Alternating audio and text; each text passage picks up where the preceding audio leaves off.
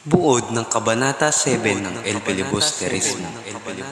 Sa ikapitong kabanata ng El Filibusterismo, tayo sinasamahan sa isang makasaysayang tagpo kung saan natuklasan ni Basilio ang tunay na pagkakakilanlan ni Simon.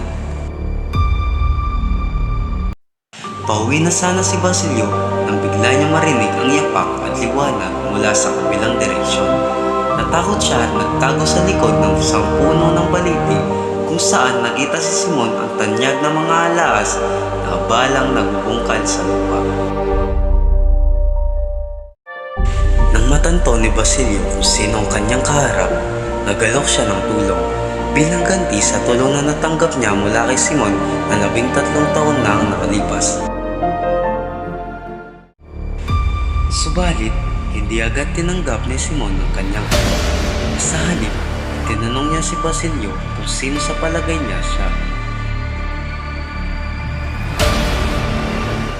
Sa kabila ng panganib na kanyang harapin, matapang na sinagot ni Basilio na siya hindi niya papatayin. Inamin din niya na siya nga ang dating Ibarra na matapos maglibot sa iba't ibang panig ng mundo ay nagbalik sa Pilipinas upang maghimagsik ng revolusyon laban sa korap na pamahalaan.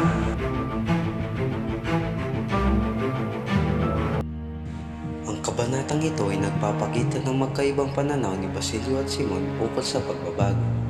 Habang nagnanais si Simon na maghimagsik ng revolusyon sa bansa, nagnanais naman si Basilio na magbigay ng pagbabago sa pamamagitan ng edukasyon at pagpapalaganap ng wikang Kastila.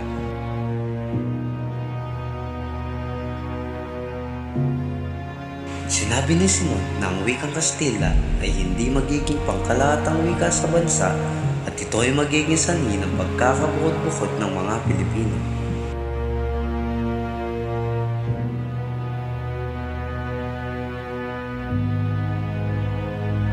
Muli, lumitaw ang konsepto ng paghihiganti sa kabanatang ito na nagpapakita ng malalalim na damdamin ng mga karakter at ang kani-kanilang pananaw sa mga nangyayari sa kanilang lipunan.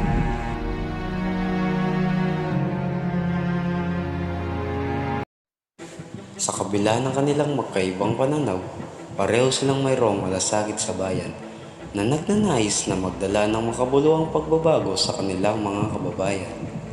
Kapitong kabanata ng El Filibusterismo.